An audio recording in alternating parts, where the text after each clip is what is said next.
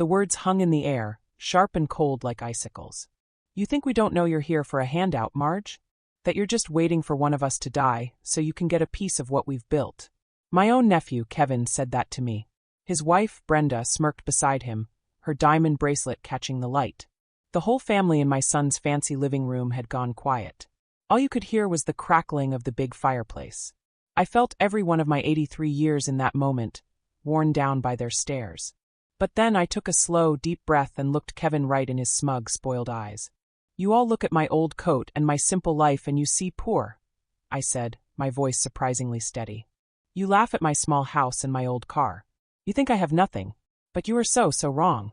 I reached into my worn-out handbag, the one Brenda had sneered at when I arrived. I pulled out a single, small, black key card. It didn't look like much. It was plain and serious. What I have you can't even see. And you can never, ever touch it. It's worth $22 million. The silence that followed was even heavier than before. Jaws dropped. Glasses of expensive wine were frozen halfway to mouths. Kevin's face went from smug to confused, then to a disbelieving sneer. Brenda's smirk had vanished, replaced by a wide-eyed shock. My son, David, who had been looking at the floor in shame, slowly lifted his head, his eyes full of a question he couldn't even speak. They were all waiting, their hearts probably pounding, desperate to know what that little card meant. But I just stood there, holding it, letting the shock sink deep into their bones. The question now was, what would they do with this terrifying, unbelievable piece of information? Before I tell you how I got to this moment, my dear friends, I want to say hello, my name is Marge. A story is always better when you know someone is listening. Where in this big, wide world are you watching my story right now? And what time is it for you? Is it a bright, sunny afternoon or a quiet, still night? Please tell me in the comments. It would make this old grandma's heart smile to know you're there. Now, where was I? Oh yes. To understand why my $22 million means so much, and why that key card is more than just money, you have to come back with me to the beginning of this very long day. The sun was too cheerful for how I felt. It streamed through the thin curtains of my little kitchen, lighting up the tiny cracks in the linoleum floor. I poured my morning tea, the chipped blue mug my late husband, Arthur, had bought me on our honeymoon 65 years ago. It was my most precious thing. Today was the big family gathering at my son David's house. My heart felt heavy, like a stone was sitting in my chest. I loved my family, I truly did. But these gatherings, they had become something else. I put on my best dress. It was clean and pressed, but it was also 20 years old. My warm winter coat was thin in places, but it was sturdy. It had seen many winters. I looked at my reflection in the small mirror by the door. Wispy white hair, a face full of lines that told stories of laughter and tears, and eyes that had seen too much. Be strong, Marge, I whispered to myself. For Arthur. David came to pick me up. He's a good man, my David, with a kind heart like his father. But he married Brenda, and Brenda, well, Brenda liked nice things. Very, very much. Morning, Mom, he said, giving me a hug. He looked tired. You look nice. Thank you, dear, I said, patting his arm. The drive to his big house on the hill was quiet. I looked out the window at the passing neighborhoods. They changed from simple, friendly houses like mine to huge, fancy ones with giant gates and perfect green lawns, even in the winter. David's house was the biggest one, with tall white columns that looked like they were holding up the sky. The moment I stepped inside, the noise hit me. Laughter, loud talking, and the clinking of glasses. The house was beautiful, I'll give them that. All shiny marble and expensive furniture. But it never felt warm. It felt like a museum. And then I saw them. My family. My grandchildren were huddled in a corner, staring at their phones. The adults were in little groups, talking about stocks and new cars, and vacations in places I couldn't even pronounce. Well, look who finally made it, a voice chirped. It was Brenda. She floated over in a cloud of strong perfume, wearing a dress so tight it looked painful. She air-kissed my cheek. Marge, so glad you could join us. Let me take that coat. She said the word coat, like it was something dirty. She took it from me and draped it over her arm with 2 fingers, as if it might have bugs. It's good to be here, Brenda, I said, keeping my smile gentle. I made my way to the kitchen to see if I could help. My granddaughter Lily was there. She's 17 with kind eyes. Hi, Grandma, she said, giving me a real hug. Can you believe all this food? The kitchen counter was covered with platters from a fancy caterer. There was nothing for me to do. It's quite a spread, I agreed. I found a quiet chair in the corner of the living room and just watched. I watched Kevin, my brother's boy, loudly telling a story about his new boat. I watched Brenda show off a new necklace to her sisters. I watched my son David nervously refill everyone's drinks, trying to keep the peace. No one talked to me for a long, long time. It was as if I were a piece of the old furniture, invisible. Then little Tommy, Kevin's boy, ran up to me. "Great-Grandma Marge, look at my new robot." He showed me a shiny, complicated toy. "Oh, Tommy, that's wonderful," I said, my heart warming. "You know, your great-grandpa Arthur and I, we never had robots, but we made our own fun. We used to build little cars out of wood and soap boxes." Tommy's eyes went wide. "Out of soap? Really?" But before I could answer, Kevin swooped in. "Come on, champ, don't bother great-grandma," he said, pulling Tommy away. He gave me a tight smile. "He doesn't need to hear about the old, poor days, Marge. He needs to focus on the future." The word poor felt like a slap. It was said so casually, so carelessly. A hot flush crept up my neck, but I said nothing. I just folded my hands in my lap and looked down at my simple, worn-out shoes. The afternoon dragged on. The conversations got louder, the laughs more forced. I could feel the tension building, a storm about to break. I was just about to ask David to take me home when it happened. Brenda, holding her glass of champagne, decided to make a toast. Everyone, she trilled. The room quieted down. "I just want to say how wonderful it is to have all of us together. Our beautiful, successful family. We've all worked so hard to get where we are. To success. To never having to worry about money again." Everyone cheered and raised their glasses. All except for me and Lily, who was watching me from the doorway with a worried look. Then Brenda's eyes landed on me. And of course to Marge. A reminder of where we all came from. She said it like it was a kindness. "A pity." Kevin chuckled, a nasty, sharp sound. "Yeah, a real reminder. You think we don't know you're here for a handout, Marge? That you're just waiting for one of us to die so you can get a piece of what we've built." And that's when the stone in my chest cracked open. That's when I knew I couldn't stay silent anymore. Not for Arthur, and not for myself. I slowly, carefully stood up. My old bones creaked, but my voice was clear as a bell. And I told them about the $22 million they could never touch. But the shock of my words was just the beginning. Because as the room was still reeling, trying to process the impossible number I had just spoken, a sudden, shrill sound pierced the air. It was the smoke alarm from the kitchen. Then came a scream. Lily's scream. And a moment later, black smoke began to curl out of the kitchen doorway, slithering into the living room like a dark, poisonous snake. The perfect, expensive party was suddenly thrown into a real, terrifying danger. The scream and the blaring alarm shattered the tense silence like a hammer through glass. For a single frozen second, everyone just stared at the smoke creeping from the kitchen. My little black key card was forgotten. Their 22 million questions were swallowed by a much more immediate, much more frightening problem. Then chaos. People jumped up from their chairs, knocking over wine glasses that shattered on the marble floor. Brenda shrieked, "My kitchen! My new Italian tiles!" Kevin started yelling, "Someone call 911! Is there a fire extinguisher? Does anyone even know where it is?" They were all running around, a panicked herd with no leader. But I stayed calm. When you've lived through 83 years, you learn that panic never helps. It only makes the fire spread faster. My eyes, old but still sharp, scanned the room. David was frozen, his face pale. The caterers were rushing out, looking scared. And then I saw her. Lily. She was still in the kitchen doorway, coughing, her eyes wide with fear. The black smoke was thickening behind her. "Lily!" I called out, my voice cutting through the noise. It wasn't a shout. It was a command. She looked at me, her gaze locking onto mine. "Lily, come to me right now. Walk, don't run." She stumbled towards me, away from the smoke. I grabbed her hand. It was cold and trembling. "It's all right, sweetheart," I said, my voice low and steady. "Just stay with me." Meanwhile, the successful adults were proving to be utterly useless.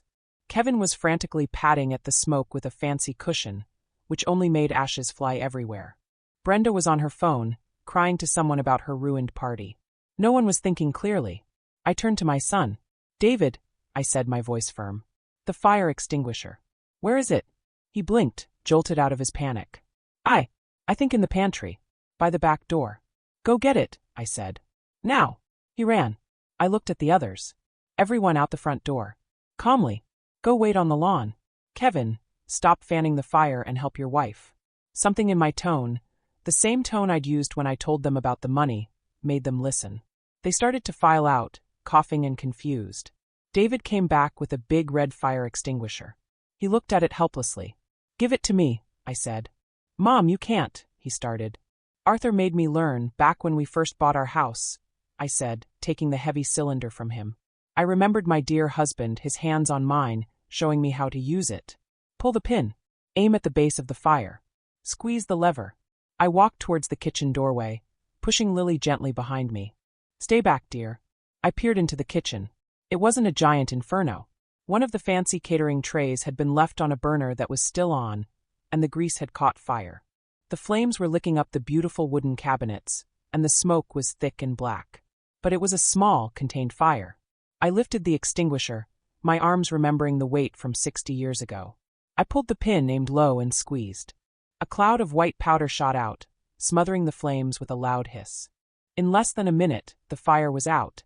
Only the smoldering, ruined tray and the bitter smell of smoke and chemicals remained. I lowered the extinguisher, my heart finally starting to pound a little. The alarm was still screeching. David rushed past me and opened the big kitchen windows, letting the cold, clean air rush in. The family started to trickle back inside, their faces smudged with soot and shame. They stood in the living room, looking at the mess at the ruined kitchen, and then at me. I was standing there, an old woman in an outdated dress, holding a fire extinguisher, with white powder dusting my shoes. I had saved their beautiful, expensive house. No one said anything for a long moment. The only sound was the fading beep of the smoke alarm as David finally found the right button to turn it off. Brenda was the first to speak, her voice a shaky whisper. My cabinets." Kevin looked from the blackened kitchen to me. The sneer was gone from his face, replaced by something new. Something like respect, and a whole lot of confusion. You knew what to do," he stammered. "I've known how to put out a grease fire since before you were born, Kevin," I said quietly. I put the fire extinguisher down on the floor. "Now, does anyone have a bucket and some soapy water? The real work starts now, cleaning up this mess." Lily brought me a wet cloth for my hands. Her eyes were shining with admiration. "You're a hero, Grandma." I shook my head. "No, sweetheart. I'm just an old lady who has seen a thing or two." But the looks on their faces told a different story. The dynamic in the room had shifted. I was no longer just poor Marge. I was the one who had kept a clear head. I was the one who had saved the day. The $22 million I had mentioned was still a mystery, a ghost in the room, but now it was a mystery attached to a person they were suddenly seeing in a new light. We spent the next hour airing out the house and cleaning up the worst of the soot and powder. The caterers had fled, so the fancy food was gone. The party was officially over. The family gathered in the smoke-scented living room again, but the mood was completely different. The arrogance was gone. They were quiet, thoughtful, and they kept glancing at me. David finally broke the silence.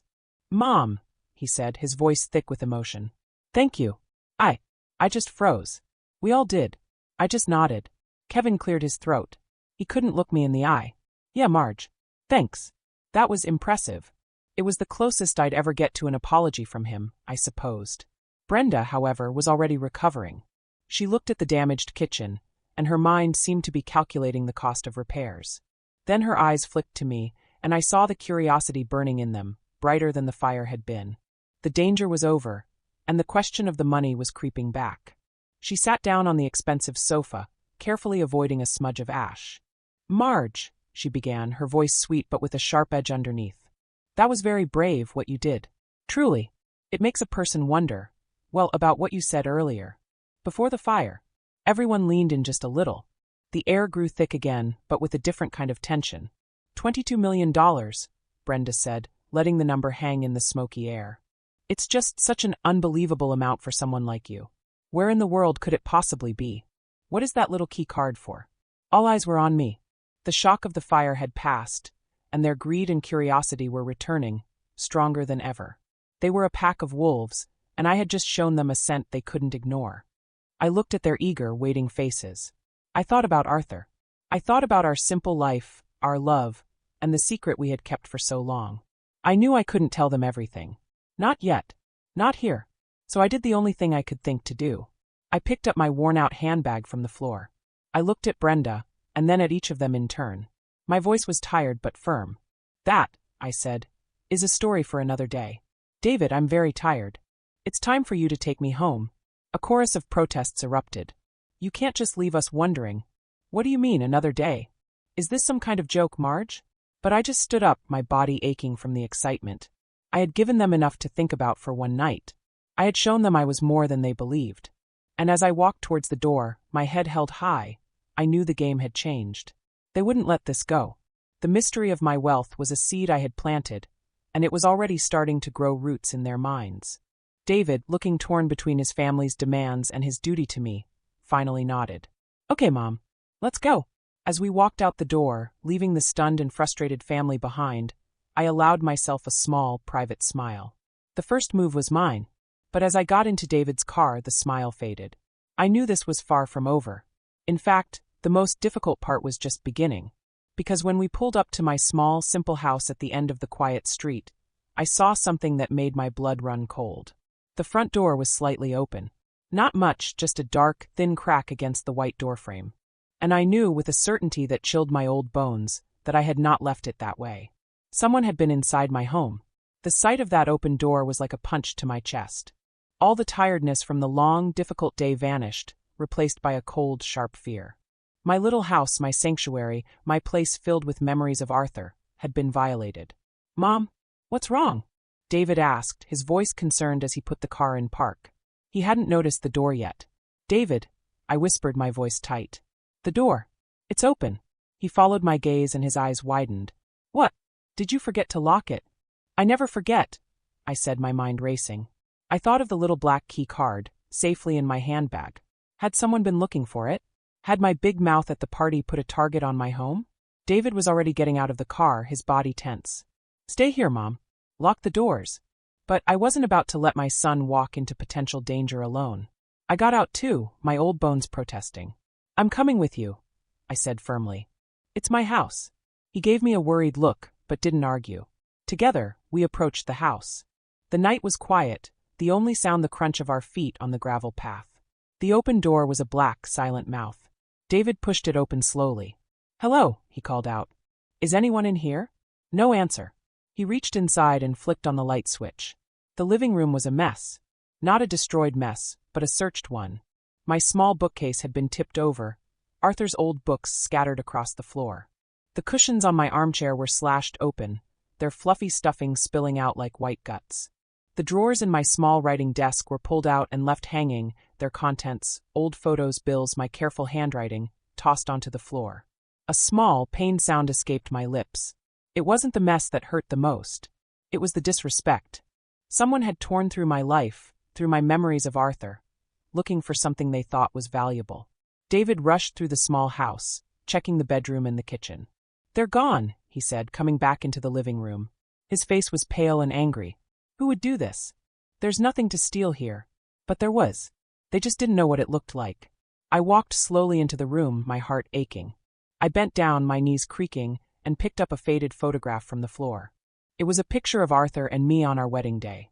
We were so young, so happy, with our whole lives ahead of us. I wiped a smudge of dirt from his smiling face with my thumb. Mom, we need to call the police, David said, pulling out his phone. No, I said, my voice surprisingly firm. He stared at me. No. Mom, your house was broken into. They slashed your furniture. I know what they did, David, I said, looking around at the chaos. But calling the police will mean questions. Lots of questions. They'll want to know why someone would target this simple old lady's house. They'll want to know about my finances, about my life. I looked him straight in the eye. And I am not ready to answer those questions. Not to the police and not to you. Not yet. The confusion on his face was painful to see. Mom, what is going on? First the $22 million, and now this? This can't be a coincidence. What are you involved in? I'm not involved in anything bad, David, I said softly. I promise you that. But my life, the life I had with your father, is more complicated than you know. I looked at the slashed cushion. They were looking for proof. Proof of the money. But why? Who? I don't know who, I said, and that was the truth. It could have been anyone from the party. Someone who didn't want to wait for an explanation. Someone who got greedy and decided to take a shortcut. Kevin? Brenda? One of their spoiled friends? The thought made me feel sick. We spent the next 2 hours cleaning up. It was slow, sad work. Every book I placed back on the shelf, every photo I smoothed out was a memory. David worked in a furious silence. He was scared and he was angry, and he didn't understand. When the worst of the mess was cleared away, he sat down at my small kitchen table. "Mom," he said, his voice heavy. "You can't stay here tonight. It's not safe. Come back to my house."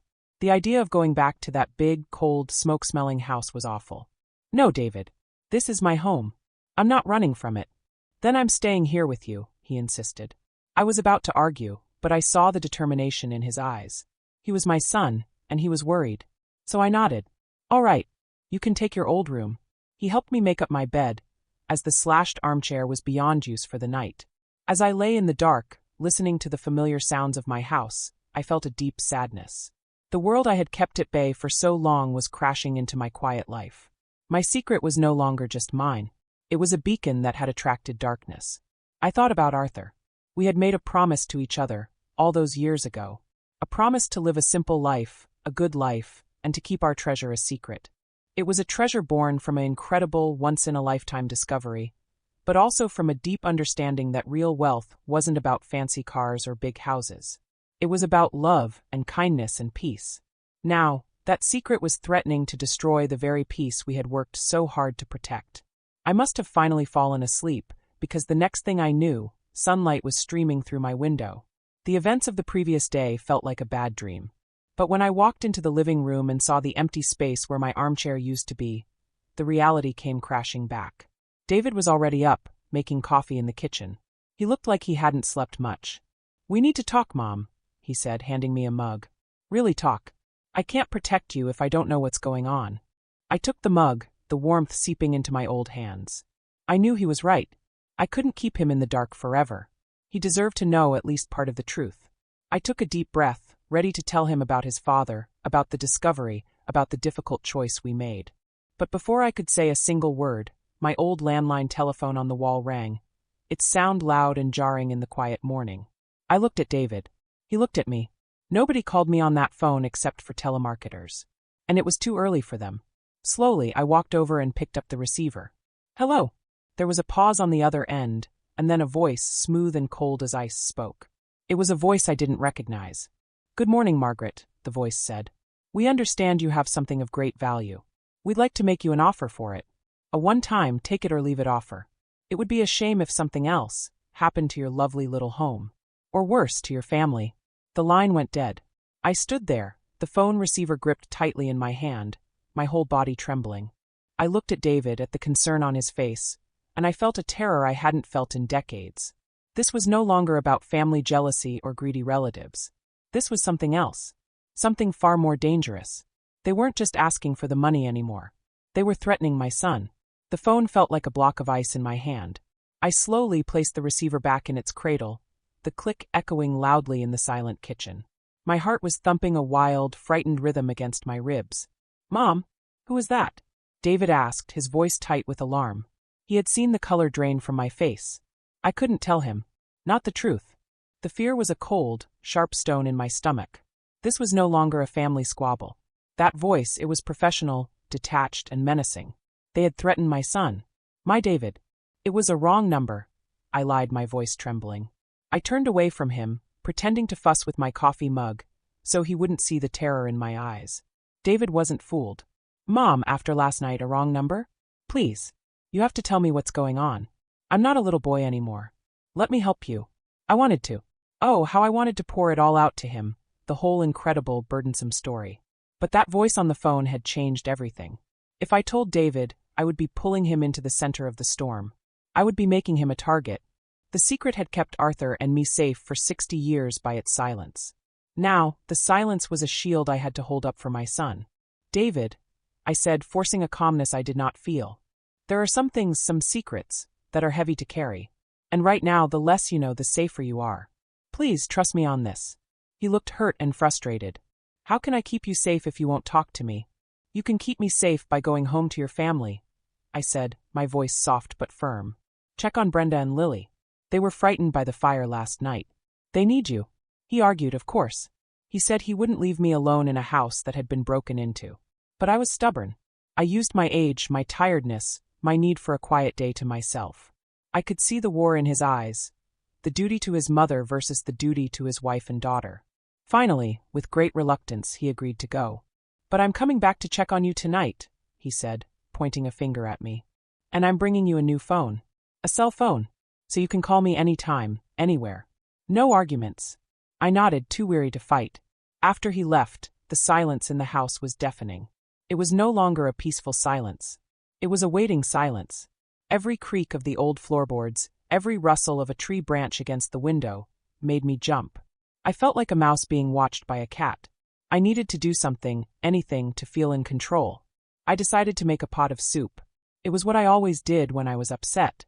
Arthur used to say my chicken soup could cure any problem in the world. As I chopped the carrots and celery, my mind raced. Who were these people? How did they know? The only people who knew about the money were the ones at the party. It had to be one of them. But that voice, it didn't sound like Kevin or Brenda. It sounded criminal. The soup simmered on the stove, filling the house with a comforting, homely smell that felt like a lie. I sat at the kitchen table, Arthur's photograph in my hand. "Oh, Arthur," I whispered. "What have I done? I broke our promise. I opened my big mouth, and now I've brought trouble to our door." I must have dozed off at the table, because the next thing I knew, a loud, insistent knocking at the front door jolted me awake. My heart leaped into my throat. Was it them? Had they come back? I crept to the living room window and peered through the curtains. It wasn't a stranger. It was Brenda. And she wasn't alone. Kevin was with her. A different kind of dread filled me. This was trouble of another kind. I thought about not answering, but I knew they wouldn't just go away. Taking a deep breath, I unlocked and opened the door. Brenda swept in, her nose wrinkling at the smell of soup. She was back to her perfectly dressed self, no trace of yesterday's smoke or panic. Kevin followed, his hands shoved in his pockets, looking uncomfortable. "Marge," Brenda began, not even bothering with a hello. "We need to talk. About what you said yesterday." "This isn't a good time, Brenda," I said, my voice weary. "It's the perfect time," Kevin said, his tone less aggressive than yesterday but still demanding. "Look, we've been talking. $22 million. That's life-changing money for this family. For all of us. You can't just drop a bomb like that and then clam up. Especially after what happened here," Brenda added, her eyes scanning the room, noticing the missing armchair and the general disarray. "David told us about the break-in. It's all connected, isn't it? Someone else knows. So you need to tell us now before things get even more out of hand." They stood there in my simple living room, looking so entitled, so sure that my secret belonged to them. They weren't concerned for my safety. They were concerned for their potential inheritance. "I have nothing to say to you," I said, crossing my arms. "What I have is mine. It was mine and Arthur's. It has nothing to do with any of you." Brenda's smile was thin and sharp. "Oh, but it does, Marge. If something were to happen to you, it would become our business, wouldn't it? We're your family. We have a right to know what's going on." Her words were a chilling echo of the threat on the phone. "It would be a shame if something happened to your family." A cold anger began to push aside my fear. How dare they? How dare they come into my home, after it had been violated, and try to bully me? "Get out," I said, my voice low and steady.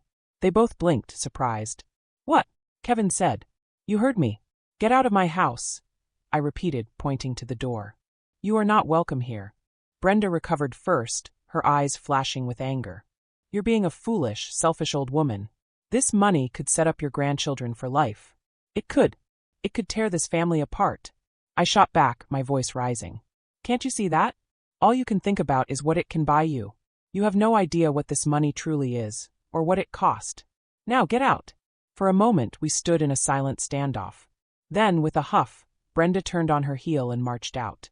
Kevin gave me one last, long look, a mix of confusion and greed, before following her. I slammed the door shut and locked it, leaning against it, my whole body shaking. The confrontation had drained me. The house was quiet again, but the peace was gone forever. I went to the small, hollowed-out book where I kept my most important things. Arthur's letters, our marriage certificate, and the little black key card. I held it in my hand. It felt so small, so insignificant, to cause so much trouble. I knew what I had to do. I couldn't keep it here anymore. It wasn't safe. I had to move it. But where? As I stood there, pondering my next move, I saw a car slow to a stop right in front of my house. It wasn't David's car. It was a plain, dark sedan. The windows were tinted so dark I couldn't see inside. The car didn't move. It just sat there idling, watching my house. My breath caught in my throat. The fear returned, colder and sharper than before. They weren't just making phone calls anymore. They were here. The dark sedan sat there like a panther resting in the shade, its engine a low, patient purr. I stood frozen by the window, the key card digging into my palm. How long had they been out there? Had they seen Brenda and Kevin leave? Did they think my family was involved? My first instinct was to call David. He had promised me a new phone, but he hadn't brought it yet. My old landline felt like a trap now, a wire leading straight to the men outside. I couldn't use it. I had to get out. I couldn't stay here, a sitting duck in my own home. But I couldn't just walk out the front door either. They would see me. They would follow me. My eyes darted around the room, landing on the back door that led to my small, fenced-in yard. Beyond the yard was a narrow alley that ran behind all the houses on the street. It was used for trash collection, and the neighborhood kids used it as a shortcut. It was my only way out. Moving quickly, my heart hammering against my ribs, I went to my bedroom. I put on my old coat and, with a trembling hand, slipped the black key card into the deepest, most secret pocket I had sewn into the lining years ago, just like Arthur had shown me. I grabbed my worn handbag just to make it look normal and filled it with a few unimportant things, a wallet with a little cash, a tissue, an old grocery list. I took one last look out the front window. The car was still there. Taking a deep, shaky breath, I moved through the kitchen and unlocked the back door as quietly as I could. The hinge gave a tiny squeak that sounded as loud as a gunshot to my ears. I slipped outside into the cold afternoon air. My backyard was small, with a little vegetable garden that was just dirt for the winter, and a tall wooden fence. I hurried across the patchy grass, my old legs feeling weak and shaky. I unlatched the gate, wincing at the click it made, and stepped into the alley. It was a different world back here, dirtier, with overflowing trash cans and stray cats scattering as I appeared. I started walking, not running, trying to look like a harmless old lady out for a stroll, even though my insides were churning. I didn't look back. I didn't dare. I walked for several blocks, my mind racing. Where could I go? I couldn't go to David's. That was the first place they would look. I didn't have any close friends left. Most had passed on or moved away. The library? It would be warm and safe, but I couldn't stay there forever. Then I remembered a place. A small, quiet diner downtown called the Starline. Arthur and I used to go there for pie and coffee on Saturday afternoons, a long, long time ago. It was old-fashioned and never busy. It was the kind of place people forgot about. It took me almost 40 minutes to walk there, my feet aching by the time I arrived. The diner looked just the same, a long chrome building with red vinyl booths and a counter with spinning stools. The bell above the door jingled as I walked in, and the smell of coffee and grease wrapped around me like a familiar blanket. I slid into a booth in the far corner, my back to the wall so I could see the door. My hands were still trembling. A waitress with kind eyes and a name tag that said Flo brought me a menu. "Just coffee, please, dear," I said, my voice rough. "You all right, honey?" she asked, pouring the coffee into a thick white mug. "You look like you've seen a ghost." "You could say that," I murmured, wrapping my hands around the warm mug. The heat felt good. For the first time since I saw that car, I felt a tiny sliver of safety. I sat there for over an hour, nursing my coffee, watching the door. Every time it jingled, my heart jumped. But it was only ordinary people, a construction worker, a couple of teenagers, a delivery man. What was I going to do? I couldn't go home. I had a little cash, but not enough for a hotel for more than a night or two. I felt so alone. The weight of the secret, which Arthur and I had shared for so long, was crushing me. I missed him so much in that moment it was a physical ache. The bell on the door jingled again. I glanced up and my blood ran cold. It was Lily, my granddaughter. She was alone, her face pale and her eyes red, like she'd been crying. She scanned the diner, her gaze sweeping over the booths until it landed on me. A look of pure relief washed over her face, and she hurried over to my booth. "Grandma," she whispered, sliding in across from me. "Oh my gosh, I found you. Lily, what are you doing here? How did you find me?" I asked, my mind reeling. Had she been followed? "Dad was so worried about you," she said, her words tumbling out in a rush. "He went back to your house with the new phone he bought you and you weren't there. The back door was unlocked, and he saw your footprints in the alley. He's driving all over looking for you. He called Mom and Uncle Kevin, and everyone is freaking out." Panic seized me. "Lily, you can't tell anyone you found me. Do you understand? No one." "Why? What's going on, Grandma? Dad said your house was broken into. And then you just disappeared." Her young eyes were wide with fear and confusion. "Is this about the money you talked about?" I looked at my granddaughter. She was just a girl, but she had a good heart, a kind heart that hadn't been spoiled yet by greed. She wasn't here to demand anything. She was here because she was worried about me. Lily, I said slowly, choosing my words with care. There are some people, bad people, who are very interested in that money. They were watching the house. That's why I left. Her hand flew to her mouth. Oh, Grandma. That's scary. It is, sweetheart. It is very scary. I took a sip of my cold coffee. Your father, he's a good man. But he doesn't understand. And the more he knows, the more danger he could be in. That's why I can't go to him. Lily was silent for a moment, thinking. Then she looked at me, her gaze steady and surprisingly mature. Then let me help you. Oh, Lily, no. I can't drag you into this. You're not dragging me. I'm choosing, she said firmly. You can't be alone. Where were you even going to go? I didn't have an answer. Look, she said, leaning forward. I have a little money saved from my babysitting job. I can get you a room somewhere. Somewhere no one would think to look. Tears pricked at the corners of my eyes. Here, in my darkest moment, help had come from the most unexpected place. From a 17-year-old girl with a pure heart. Lily, I can't let you do that. You don't have a choice, Grandma, she said, a small, determined smile on her face. That's what family does. We help each other. Now, finish your coffee. There's a motel a few blocks from here, the Sleepy Hollow. It's kind of old and gross, but nobody we know would ever go there. She was right. It was a place for people passing through, for people who wanted to be forgotten. It was perfect. We waited until it was fully dark outside. Lily paid for my coffee with her own money, and we slipped out the door. She linked her arm through mine, and we walked together down the dimly lit street, 2 generations bound by a dangerous secret. She got me a room at the Sleepy Hollow Motel. It was as shabby as she'd promised, with thin carpets and a smell of old cigarettes, but it had a lock on the door and a roof. She made me promise to lock it and not open for anyone. I'll tell Dad I thought I saw you at the mall, but I lost you, she whispered as she hugged me goodbye at the door. It'll throw him off the trail. I'll come back tomorrow after school to check on you and bring you some food. Thank you, Lily, I said, my voice thick with emotion. You are a remarkable young woman. She smiled, a brave little smile in the dim motel hallway, and then she was gone. I locked the door, bolted it, and slid the chain across. I was alone again, but I didn't feel quite as alone as before. I had an ally.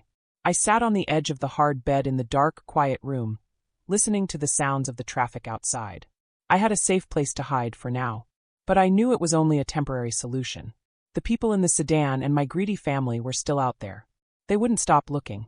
The key card in my coat lining felt heavier than ever. It was no longer just a secret. It was a curse. And as I sat there in the dark, a new, terrifying thought occurred to me. Lily had found me. If she could find me, so could they. My safe haven might not be safe for long.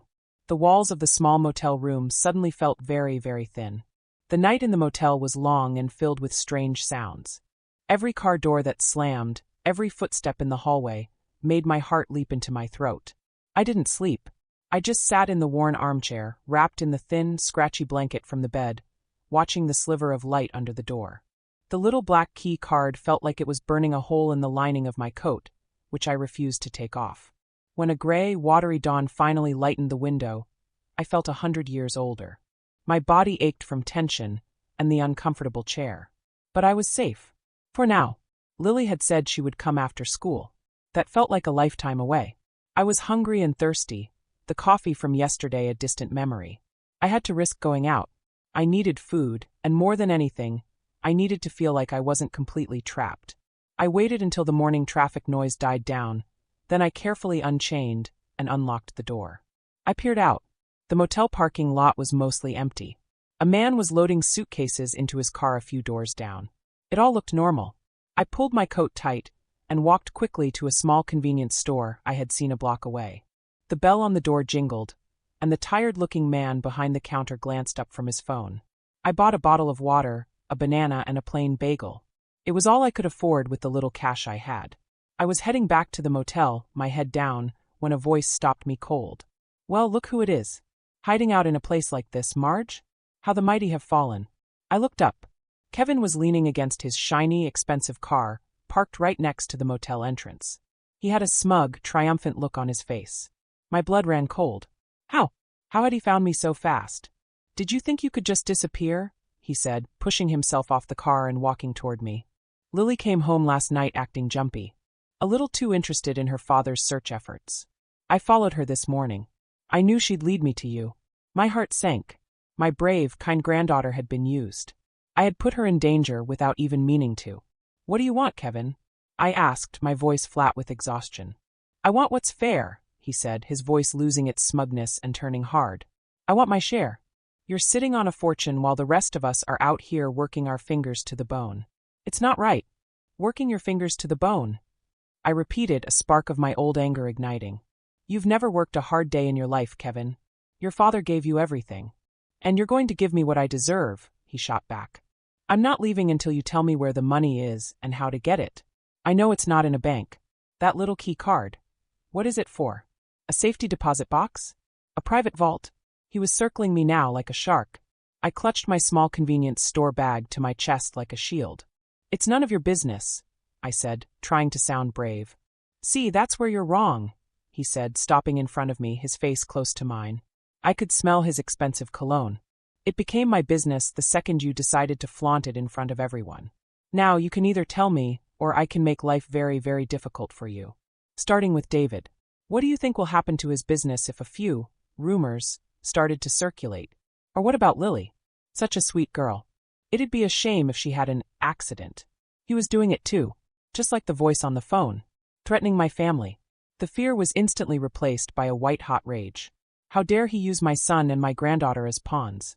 I looked him dead in the eye, my own eyes narrow. You listen to me, you spoiled little boy. I hissed, my voice low and venomous. You touch one hair on my son's or my granddaughter's head, and you will regret it for the rest of your miserable life. That money will be ash before you ever see a single penny of it. Do you understand me? Kevin took a step back, surprised by the ferocity in my voice. He had never seen this side of me.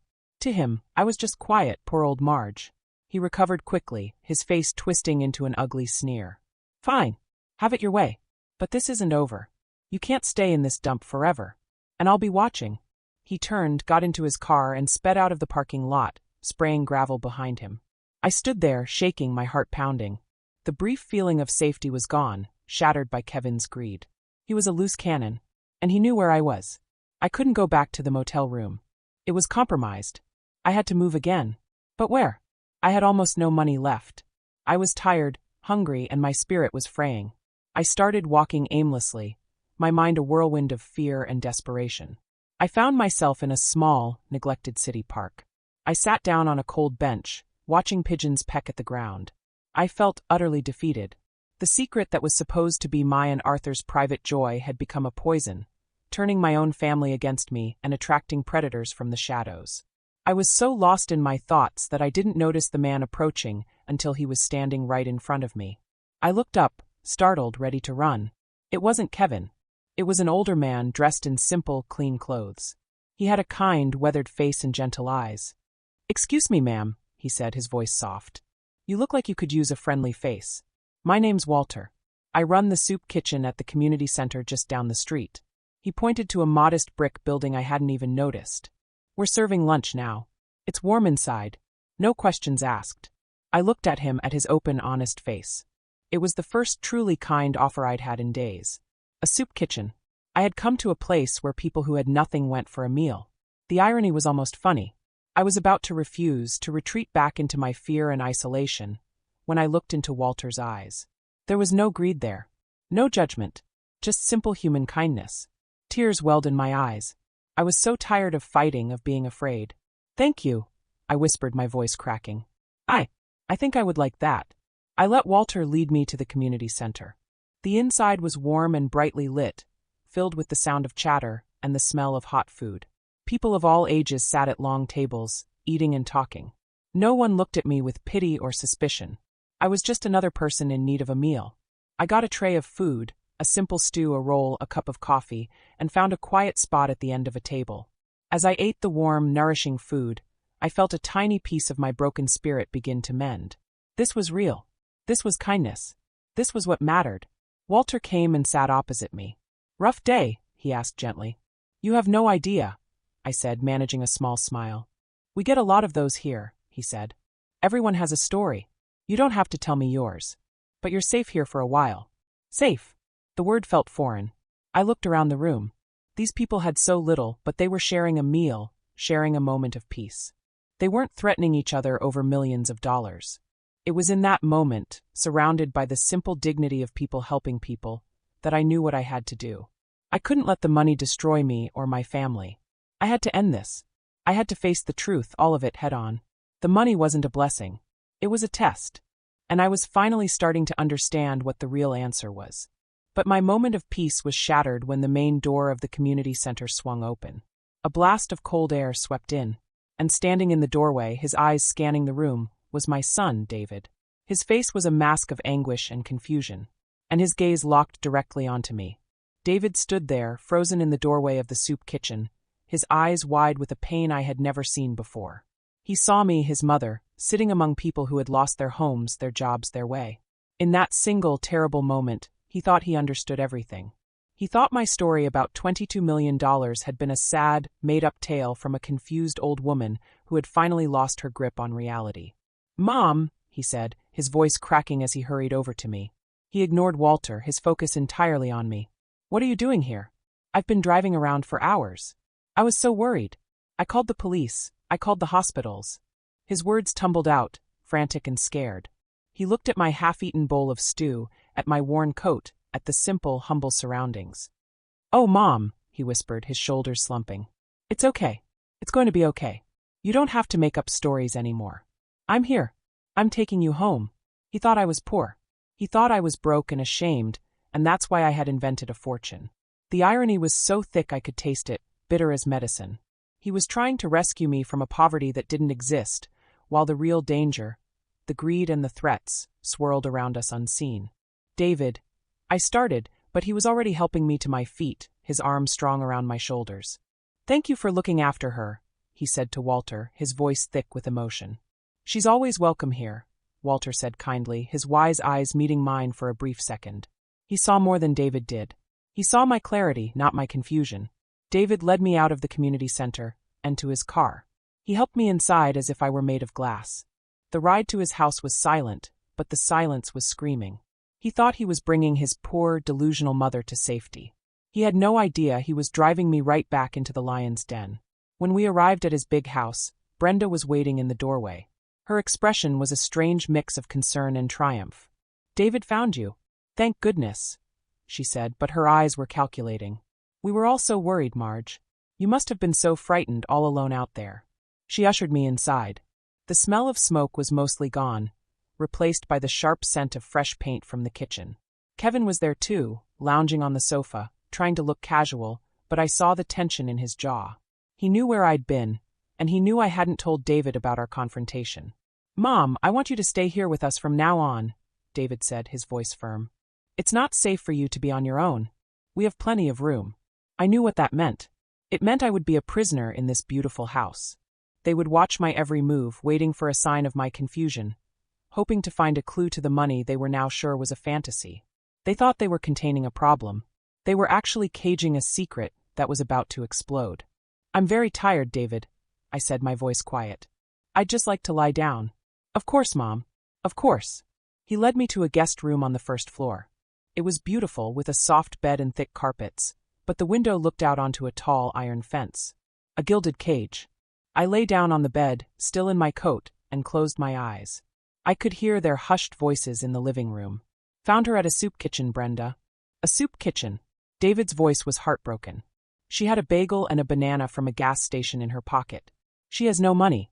That story about the millions, it was just a cry for help. We failed her. I failed her." "You did the right thing bringing her here," Brenda soothed, but I could hear the greedy wheels turning in her mind. If I was truly poor, then the key card was meaningless. But if I wasn't, then I was a brilliant liar, and the money was even more real. "I saw her too," Kevin's voice chimed in, sly and manipulative. "She was talking to herself, Dave, muttering about Arthur and a key. It was sad. You're right. She needs to be here where we can take care of her." I listened to them piece together their false story, building a prison of pity around me. It was the perfect trap. If I acted sane and insisted on the money, I would look crazy. If I acted confused, they would use it as proof I couldn't manage my own affairs. They were closing in from all sides. A few hours later, Lily came home from school. She rushed into my room, her face full of panic and guilt. "Grandma, I'm so sorry. I didn't know Uncle Kevin followed me. Are you okay?" "I'm fine, sweetheart," I said, sitting up and taking her hand. "You have nothing to be sorry for. You were brave and kind. You did the right thing." Her eyes were filled with tears. "Dad thinks he thinks you're losing it. He and Mom are talking about maybe finding a place for you. A home where you can be looked after. A nursing home. They were already making plans to put me away." The fear was a cold hand around my heart. If they did that, they would gain control over everything I owned. They would find the key card. They would eventually find the money, and they would waste it on their shallow, empty lives, never understanding what it truly was. I had to end this. Tonight. "Lily," I said, my voice deadly serious. "I need you to do one more thing for me. A very important thing." "Anything, Grandma. I need you to go to my house. Right now. There's a spare key under the loose brick in the garden, by the rose bush. I need you to go into my bedroom and bring me one thing." I described it to her. A small, strong metal box, hidden in a compartment under the floorboards beneath my bed. It was heavy, I warned her. It was where Arthur and I kept our most important papers. Our marriage license, his army discharge papers, the deed to the house. And one other thing. She listened, her eyes wide. "But Grandma, what if someone sees me?" "Go after dark. Be careful. Tell your parents you're going to the library to study. This is the most important thing you will ever do for me. Do you understand?" She nodded, her young face set with determination. "I understand. I'll get it." She left my room, and I was alone again with the terrible weight of my decision. I was putting my granddaughter in danger again, but it was the only move I had left. The box contained the final piece of the puzzle. The truth that would change everything. The evening dragged on. David brought me dinner on a tray. Brenda hovered, watching me eat as if she were studying a strange animal. Kevin had left, but I knew he'd be back. The air in the house was thick with unspoken plans and fake concern. Finally, it was late. The house was quiet. David and Brenda had gone to bed. I lay in the dark, fully dressed, waiting. Every minute felt like an hour. Then, I heard the softest click of the front door opening and closing. My heart leaped into my throat. Lily was back. A few moments later, her shadow appeared in my doorway. She was struggling, carrying the heavy metal box. She set it down gently on the floor by my bed. "I got it," she whispered, out of breath.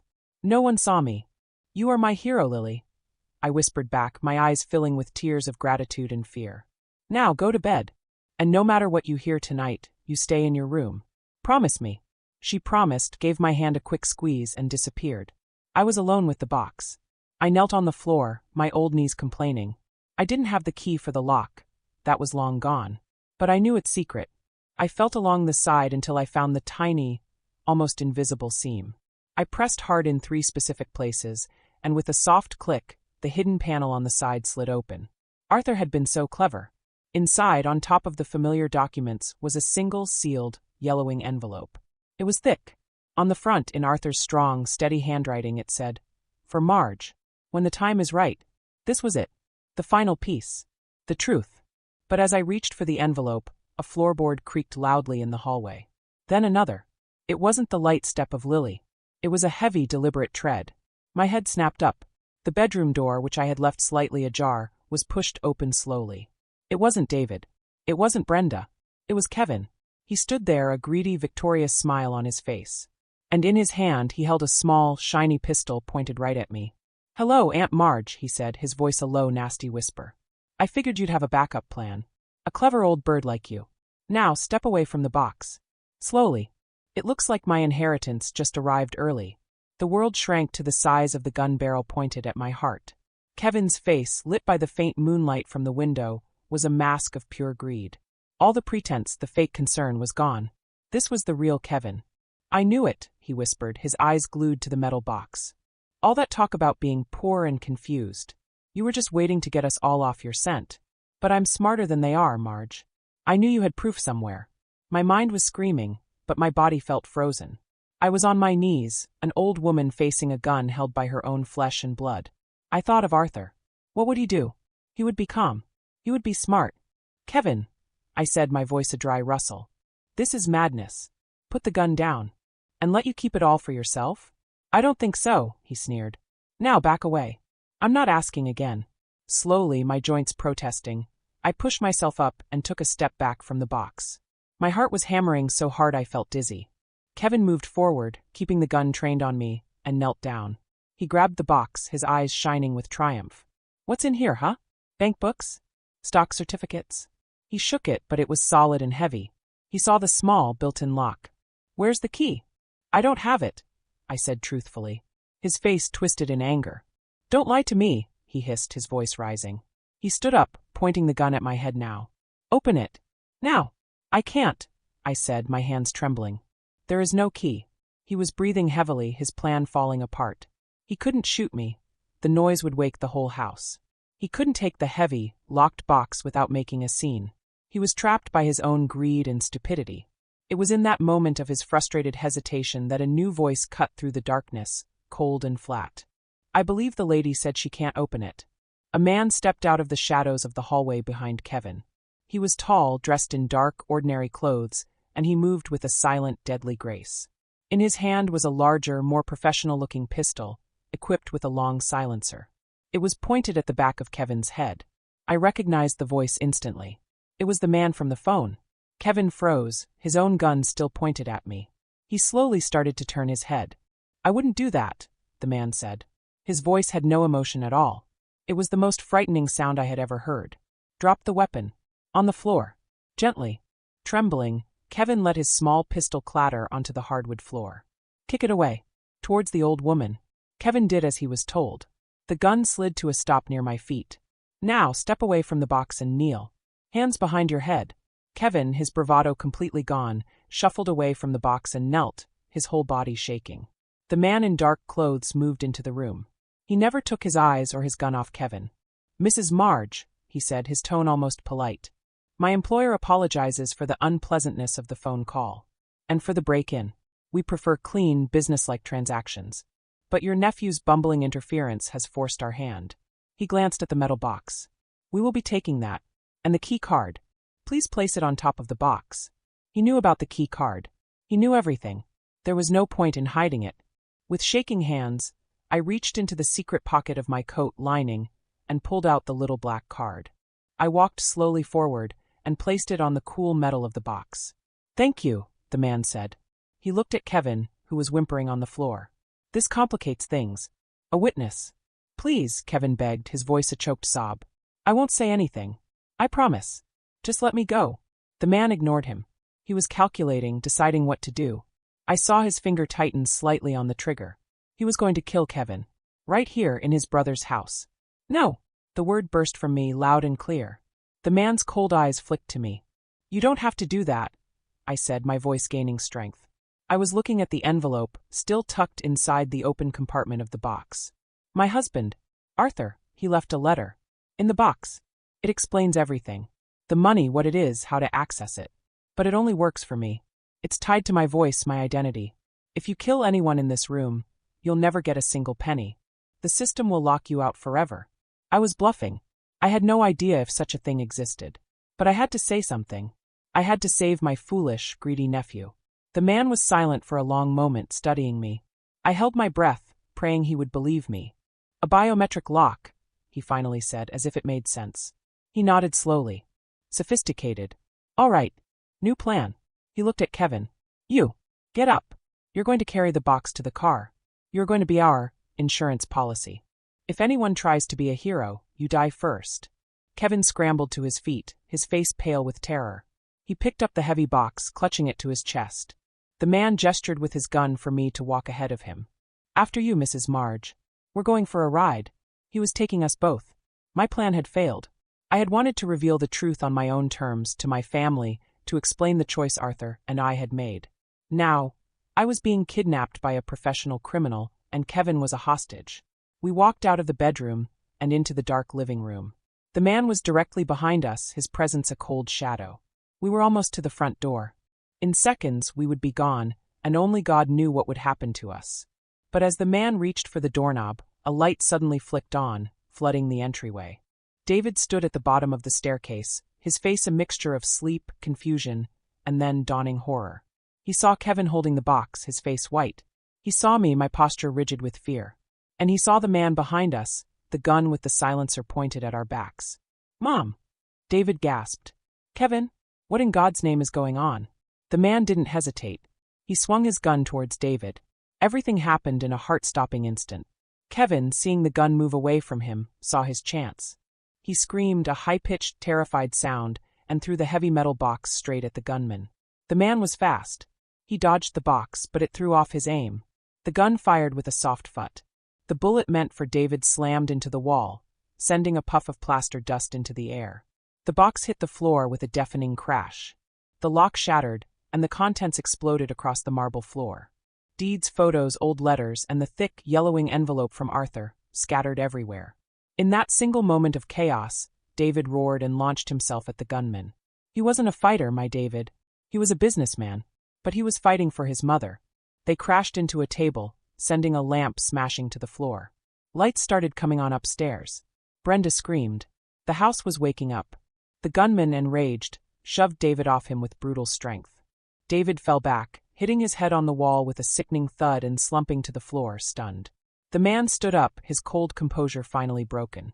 He was breathing heavily. He looked at me, then at the scattered contents of the box. His mission was in ruins. Sirens wailed in the distance. A neighbor must have heard the crash or the muffled gunshot. He made a decision. With one last furious look, he turned and vanished out the front door into the night, just as the first police car, its lights flashing, skidded to a stop in the driveway. I stood amidst the wreckage, my secret laid bare on the floor for everyone to see. Kevin was curled in a ball, sobbing. David was struggling to get up, holding his head. Brenda was on the stairs, her hands over her mouth. And Lily stood at the top of the staircase, her face pale, watching it all. The police rushed in, their guns drawn, but the real fight was over.